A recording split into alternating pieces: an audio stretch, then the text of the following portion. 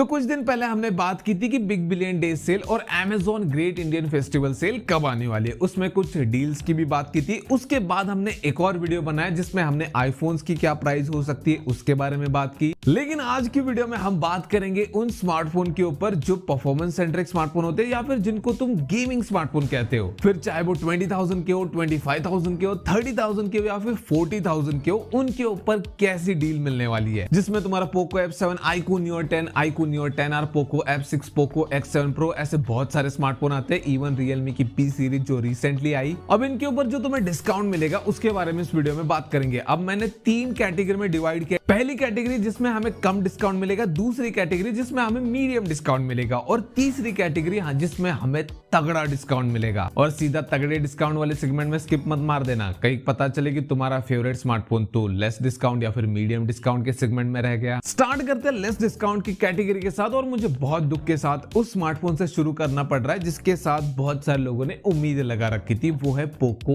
F7 जो कि तुम्हें 32,000 का मिलता है बिना किसी कार डिस्काउंट के। कार डिस्काउंट के साथ तुम्हें 30,000 का मिलता है, लेकिन अनफॉर्चुनेटली इस सेल में इसके ऊपर ज्यादा डिस्काउंट मिलने के चांसेस है नहीं। 3 से 4,000 का डिस्काउंट मिल सकता है। अब इसके पीछे 2 वजह। सबसे पहला, इसकी प्राइसिंग 30,000 के ऊपर जा चुकी है पोको F सीरीज पहली बार, और दूसरा रीजन कि ये स्मार्टफोन रिसेंटली आया है तो पोको ज्यादा इसके ऊपर डिस्काउंट ऑफर करेगा नहीं। अब क्या करे, बुरा इसलिए ज्यादा लगता है क्योंकि पोको F सीरीज का कोई भी स्मार्टफोन इस सेल में आता है जो नया वाला होता है वो हमें 20,000 के अराउंड मिलता है, फिर चाहे पोको F5 हो या फिर पोको F6 हो। लेकिन बुरी खबर यहाँ पर ही खत्म नहीं होती। iQOO Neo 10 भी उसी कतार में है, वो भी 32,000 का मिलता है और उसमें रैम स्टोरेज कम होने के बावजूद भी मुझे ऐसा लगता है कि ये तुम्हें सेम ही डिस्काउंट के साथ मिलेगा, 3 से 4,000। अब इसके अलावा 2 और स्मार्टफोन ऐसे हैं जिनके ऊपर हमें कम डिस्काउंट मिलने के चांसेस है इस सेल में, वो है रियलमी की P4 सीरीज जो कि अभी हाल ही में लॉन्च हुए, जिसमें P4 और P4 Pro थे, जिनके ऊपर मुझे लगता है 2 से 2,500 डिस्काउंट मिल सकता है। इससे ज्यादा तुम एक्सपेक्ट मत करो।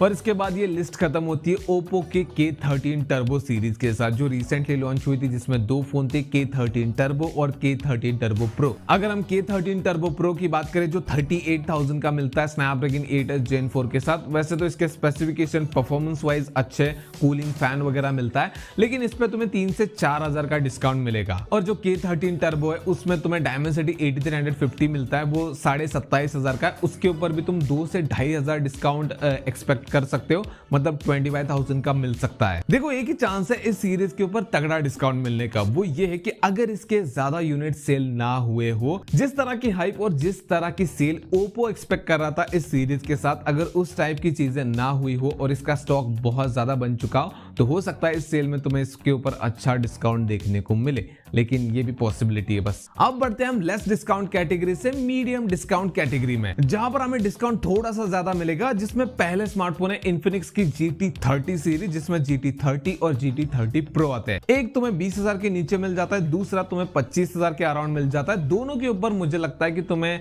ठीक डिस्काउंट मिल जाएगा। अगर हम GT30 की बात करें तो रिसेंटली लॉन्च हुआ, उसके ऊपर तुम्हें 2 से 2,500 डिस्काउंट मिल सकता है। तुम बोलोगे कि ये तो डिस्काउंट बहुत कम है, लेकिन एक 20,000 के नीचे आने वाले फोन के लिए मैं कहता हूं कि 2 से 2,500 डिस्काउंट एक ठीक डिस्काउंट है। और बात रही GT30 Pro की, उसके ऊपर तुम्हें 3 से 4,000 का डिस्काउंट मिल सकता है मेरे हिसाब से। इसके बाद आते हैं iQOO के Z10 सीरीज के 2 स्मार्टफोन, जिसमें Z10 है और Z10R है। दोनों ही तुम्हें 20,000 के अराउंड मिलते हैं और मुझे लगता है दोनों के ऊपर तुम्हें 2 से 2,500 का डिस्काउंट मिल सकता है। फिर आता है OnePlus के Nord सीरीज का Nord C5, जिसके लिए मुझे काफी सारे लोगों ने कमेंट किया था कि इसके ऊपर डिस्काउंट कितना आएगा। देखो फिलहाल ये 25,000 का मिल रहा है और Nord सीरीज से हमें एक ऐसा फोन मिला अंडर 25,000 जिसमें हमें परफॉर्मेंस अच्छी मिल रही है। Dimensity 8350 प्रोसेसर मिलता है। मुझे लगता है इसके ऊपर तुम्हें 3,000 का डिस्काउंट मिल सकता है, तो ये 22,000 का आ सकता है। और लास्ट है Realme GT70, वैसे तो 33,000 का मिलता है, लेकिन इसकी हाइप वैसे नहीं बनी जैसी Realme को लगती थी,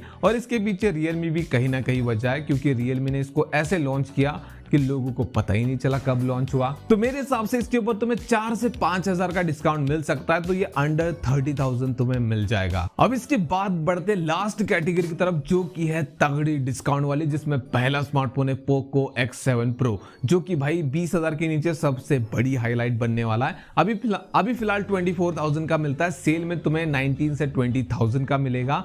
Dimensity 8400 है। और दूसरा स्मार्टफोन है iQOO Neo 10R। देखो ये अभी 27,000 का मिल रहा है और इसके ऊपर तुम्हें 4 से 5,000 का डिस्काउंट मिल सकता है। मुझे लगता है 22 से 23,000 का ये आ सकता है। अब इसके पीछे भी कुछ वजह है। सबसे पहली वजह कि ये बहुत लेट आया था। पोको F6 के साथ इसको मार्केट में उतारना चाहिए था, लेकिन इसको लेट लॉन्च किया उन्होंने, और जब ये लॉन्च हुआ उस टाइम पे 25,000 का ही मिल रहा था कार्ड डिस्काउंट के साथ। उसके बाद पोको F7 आया, iQOO Neo 10 आया, तो इसकी हाइप खत्म हो गई, लोगों ने इसको इग्नोर करना स्टार्ट कर दिया। तो अगर iQOO वालों ने इसके ज्यादा यूनिट्स बना रखे तो स्टॉक को खाली करने के लिए ये तुम्हें अच्छा खासा डिस्काउंट दे सकते हैं। और लास्ट वो स्मार्टफोन है जिसको लेकर मेरी एक्सपेक्टेशन बहुत कम है, जिसके बारे में मैंने पहले भी बात कर रखी है, लेकिन अगर ये आता है तो भाई कमाल हो जाएगा, जो कि पोको F6 जिसमें स्नैपड्रैगन 8s Gen 3 मिलता है।